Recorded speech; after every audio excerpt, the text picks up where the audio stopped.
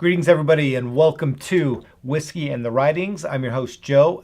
Thanks for joining me today as we continue on our conversation, drinking some whiskey, reading the Bible, and hope you're ready for this. Today I've got some Uncle Nearest once again. It's a classic, and plus it's what I have on my liquor cabinet right now. So we're going to go ahead and sip on some of this.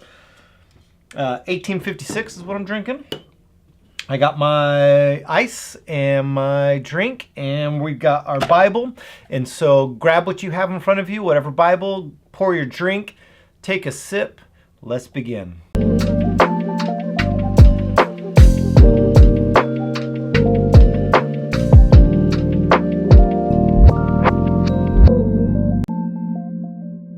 So we've been going through a conversation. This is part 3 of our Genesis chapter 1. And as we've been working through this chapter, we've been learning a lot about what God's up to, who he may be talking to, and how that might relate to us. And so the beginning is chapter 1, verse 1 and 2. That's part 1 of our series. I encourage you to go back and take a watch for that. If this is you just jumping right in, that'll set the stage as to what's happening here.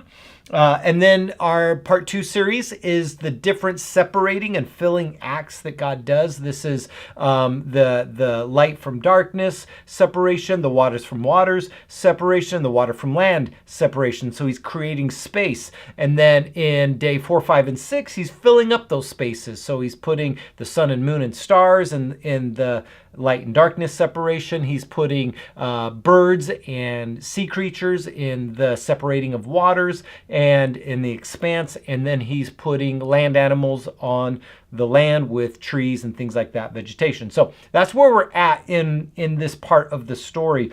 And once again, I cannot stress highly enough to go and check out those videos to get that overview of what we're talking about here. So there's a lot happening behind the scenes. And now we're at the point where this is considered maybe like the culmination of this whole kind of creation moment. So this whole time God's been creating a home for the inhabitants to live in. And now it's time for the humans to be created so they can move into this home. And so we pick up here in the story in chapter 1, verse 26. And so if you have your Bibles open, go ahead and take a look here. Genesis chapter 1, verse 26 at what is happening here. This is how it reads according to the NET, which is what I have. So in the NET we have, "Then God said, let us make humankind in our image." Now, depending on the translation that you have in front of you, there are some translations that will use the word man, this word Adam. And specifically speaking here, this is problematic in that when we hear the word man, we think of often a singular male human being. And so when translators choose the Hebrew to translate into English the Hebrew word Adam, which technically does mean man in English, they are being true in the sense that it's being translated truthfully, but it doesn't actually get to the sense of the word, because that word Adam doesn't mean a singular male human being. It represents humans, humankind is what this word is trying to use. And it can be confusing because we go, well, wasn't that first man in the story, wasn't his name Adam?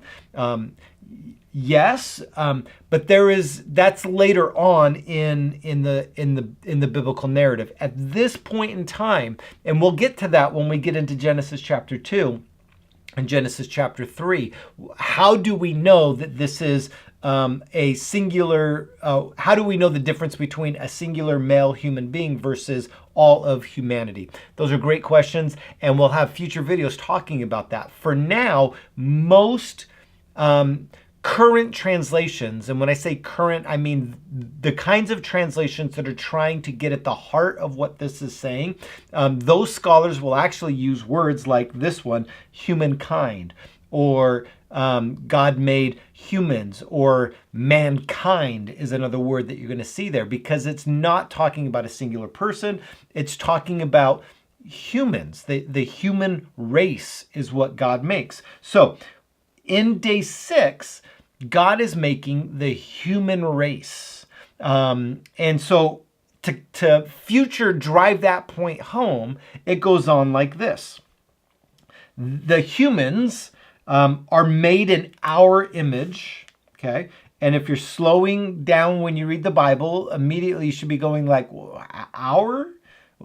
Okay, who else is there, right? Okay, and whose image, what other image is there in the our? That's plural. That's a great question.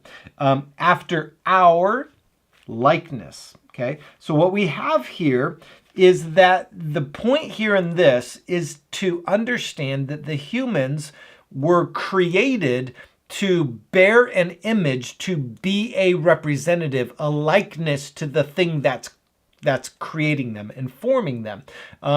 There's so much to unpack here that this video just can't cover. So we will cover what does it mean to be human in a different video in the future. But for now, picture this.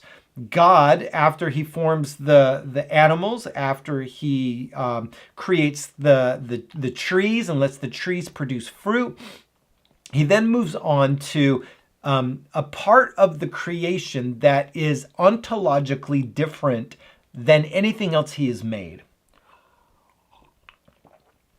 Up until this point, he hasn't said anything like, the cows are made in my image and our likeness, or that they even should be, or the birds, or the sea creatures, or the stars and the moon. None of those carry with it this aspect of additional intentionality. What I mean by that is that at this point, this God has a special and unique purpose for this set of humankind. And what's beautiful about this is we've been doing this in every video so far. This put yourself in the shoes of the person sitting around the campfire hearing this for the first time. Questions like, what God is this? What is this all about? What is this God up to? How is this God different than all the other gods who only care about the things I have to give them? And for the first time, we're introduced to a God that is actually giving to these humans. He's not taking from them. He's imparting onto them a distinction that sets them apart from any other creation up until this point. And so this kind of story, it would have been so new and so different to be made in the likeness and the image of the Creator, imparts onto the humans, which we are, something special, something different, something unique. And this verse 26, I just can't even begin to express how super rad this is. In the course of human history, there's been nothing like it. That the gods, this God is doing something that has not been done in human history at this point. Imagine yourself hearing this for the first time.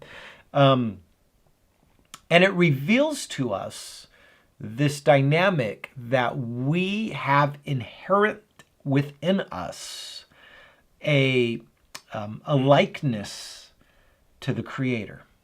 We are His images. Now, that word image, if you were to really deep dive that word image, what does it mean to be an image? I mean, this question has been wrestled with by theologians for centuries, rabbis for centuries.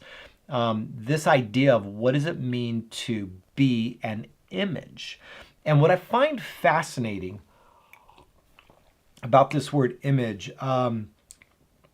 Carmen Joy Ames, I think that's how you say her last name, wrote a couple books that have been profoundly, I think, influential on this topic. I'll link to them in the show notes. Bearing God's name and Bearing God's Image. These two works. And I've read both of them, but when I read Bearing God's Name, she does such a fantastic job of unpacking the depth of what this reality means for us. And so, for instance, this word idol, it's the Hebrew word selam, and it's the same Hebrew word that you get in the Ten Commandments in Exodus. And so, whether you know the Ten Commandments or not, you know probably of the Ten Commandments. And it's these set of rules, the Moses coming down with the tablets and he has on it. And one of the very first rules in the commandments is that the Israelites were not allowed to make an image or an idol. I just gave it away there, didn't I? An idol of God. They weren't allowed to make idols. And that word idol there is the same Hebrew word selam. And so idol, image. What's God up to in the Ten Commandments in Exodus? What he's up to is essentially saying, I don't want you to make a carved idol of me, an image of me. Well, why not? Why, God, why wouldn't you want us to have something that represents you? And it's as if God in the Ten Commandments is telling Moses, because I've already done that. You are the representation of me. You are the image. You are the idol. I don't need you to make something else. That would be a distortion of the original. We are the original idols. We are the original images. And so we're not supposed to make something of ourselves. Do you see what I'm saying here? God's done it. We don't need to do it again. This is beautiful. Did you know that you are an image of God?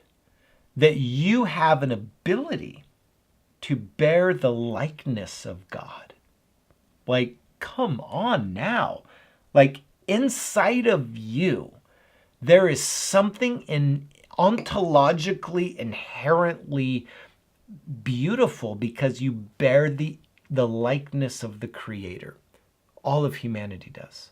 And so right out of the gate, God says, we're going to make humans, and they're going to be different. They're going to be the likeness of us. I love how N.T. Wright, theologian, he's a British theologian, has done profound work on this reality of what does it mean to be an image, and he says to be an image is like an angled mirror. And so the image I have in my mind when I say angled mirror, have you ever been down one of those hallways that you have the corners, and in the top of the corner there is a mirror. And so if you're walking down one way, you can see down the other direction. Or if someone's coming this way, you can see back. So you can see whatever is coming your way. Think of that we are like that mirror. That as people look at us, they should be able to see God. And so it's this reality that we live in, that we ought to embody the characteristics of this God that we are being told about. Okay? And so at the very onset of this chapter is an introduction to the kind of God who made everything and then prepared that everything to be a residence, a home for these people that he calls humans, that they ought to then reflect himself. And so this is the craziness of this first chapter, is that it's doing so much to reveal to us who we are and what's inside of us. Okay, I had to cut there. I got interrupted, but I'm back. And we probably need to move on. So I was probably rambling a little too much there. Let's go ahead and continue reading. So you have humans that are created. They are made in the image and likeness, and says, so they may rule over the fish of the sea and the birds of the air, over the cattle, over the earth, and over all the creatures that move on the earth. And so there is a vocational aspect to the identity creation that takes place. So the humans are created and they reflect the image. That's their identity. They're in the likeness. They reflect the creator back into the earth. That's the image, the two-way mirror thing that we were talking about. And so that's an identity aspect. But then there's a vocational aspect. So humans have been asking this question since the dawn of time. Who am I and why am I here? Who am I and why am I here? This is about identity. This is about vocation. What is this thing called me?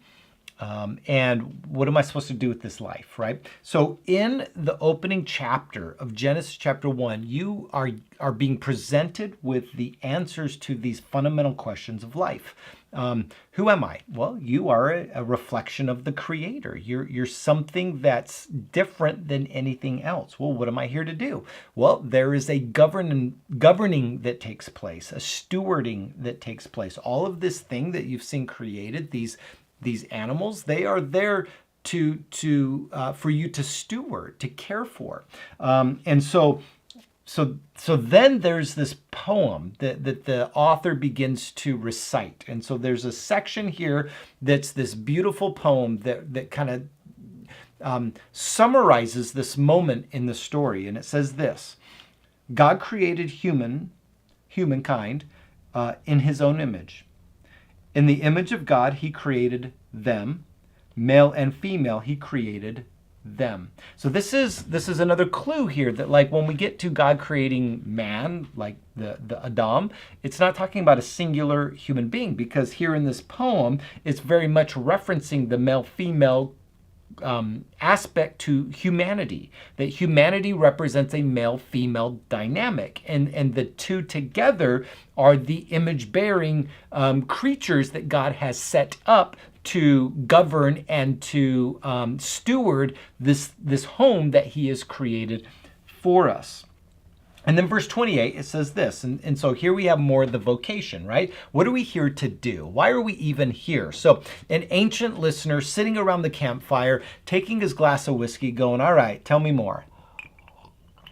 So this God, he ordered and made everything function. He created this home for me. Sounds great. He wants me, and then he made me, and I'm not just an accident. I'm not something that's here just to simply to be ruled over. That I'm actually someone who's in charge, and I'm actually someone who reflects the Creator. That I have a likeness of the Creator. Well, that's new information. But still, I got to wake up tomorrow and go to work. So what should I be doing, right? So this is in the back of the mind. It says this in verse 28. We're not done with the story, right? So God blessed them, male and female. He blessed them, okay? He blessed them. This is an action of approval. This is an action of a statement of saying that this thing that I've done, it is good. And he said to them, so now he's speaking directly to them. So does he speak to the birds? No. Does he speak to the fish? No. Does he speak to anything else? No. He speaks to them directly. Okay? This is different. In the past, it's that God said, and these things appear. But now God's looking at these humans and going, now I'm talking to you. Now I'm talking to you. Okay? He says this, be fruitful and multiply. So this concept of be fruitful and multiply is this thing that says go produce, make more of you. Sure, right? But this isn't simply about reproduction. This is about a calling to make something. To be fruitful, you need to create the space by which things can be made. And humans are really good at that, aren't we? Like at our core, we bring agriculture into the world. We bring technologies into the world. We bring medicine into the world. We are people that bring fruit. We do things that produce things, right? And then we multiply. Well, we're really good at that too. Am I right? But then he says, fill the earth and subdue it. Oh my gosh. Now, I could spend hours talking about this very concept because it just invokes so many questions already. Fill the earth. The question is, should we stay put? This thing that God did, it wasn't meant to stay there. Like, at the very core, this God says, go. Go, be, do. That actually is the blessing. Produce things everywhere. Everywhere you go, do something great. When people ask me, what should I do with my life?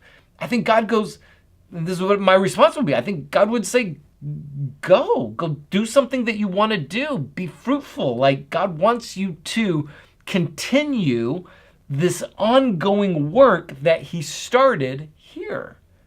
And that's the beauty of this story. This God actually invites us to go and be fruitful and multiply and fill the earth.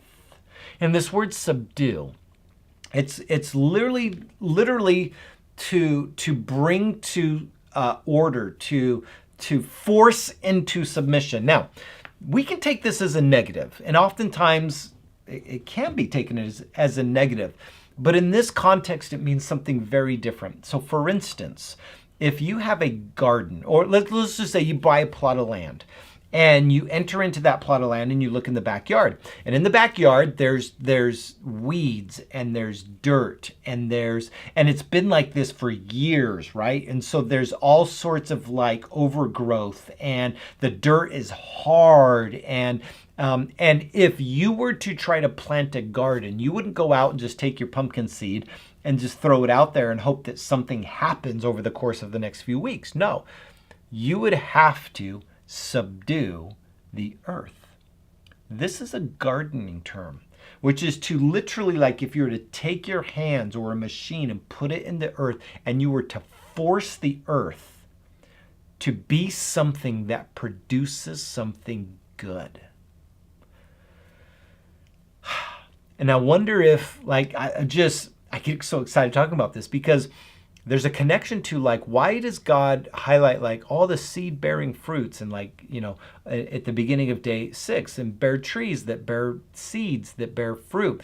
Because there's this aspect of what God's doing is he's planting a garden, and gardens require seeds for it to continue its growth. And so to plant a seed in areas of the earth, if we're to fill the earth, imagine that earth is not cultivated yet. And so God put humans here to cultivate the earth, to turn the earth over so it would be something that can actually produce fruit. Do you see what's happening in this chapter? Like from verse 26 all the way down to like verse 28 where we're here is mind blowing. Like this is the beauty. This is the setup for the rest of the Bible. If we can get our minds wrapped around what God originally wanted us to do, when we read the rest of the Bible, it becomes so much more clear, especially in the times that we get it wrong. And we're actually not producing good bearing fruit. Is it any wonder that Jesus talks a lot about that you will tell a tree by its fruit, which is a parable metaphor to say, like, you can tell what kind of person you are by the things that come out of you. Here we have the very beginning of that. The idea here is that we are to subdue, which is to go into the earth and create spaces where life can flourish. Let's just that sink in for a second. We are reflections in the likeness of the Creator created so that we can continue the ongoing work of creating spaces where life can flourish. Verse 29. Then God said, I now give you every seed-bearing plant on the face of the entire earth. See seed-bearing again. And every tree that has fruit. This idea of bearing fruit again. With seed in it. Here we are again. This will be yours for food, and all the animals of the earth, and every bird of the air, and all the creatures that move on the ground. Everything that has living breath in it. I give everything. Green plant food. Every green plant food. It was so. God saw, verse 31, all that he made.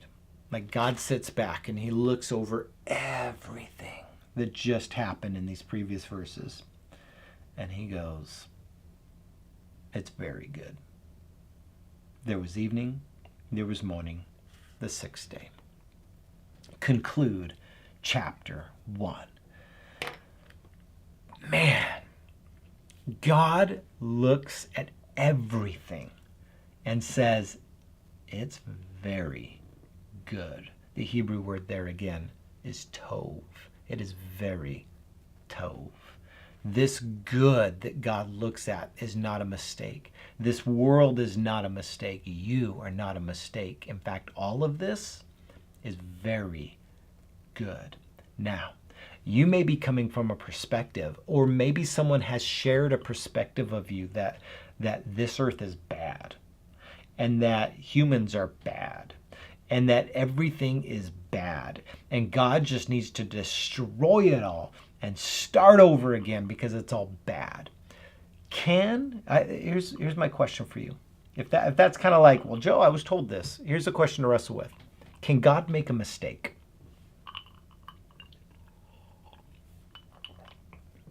Can God make a mistake?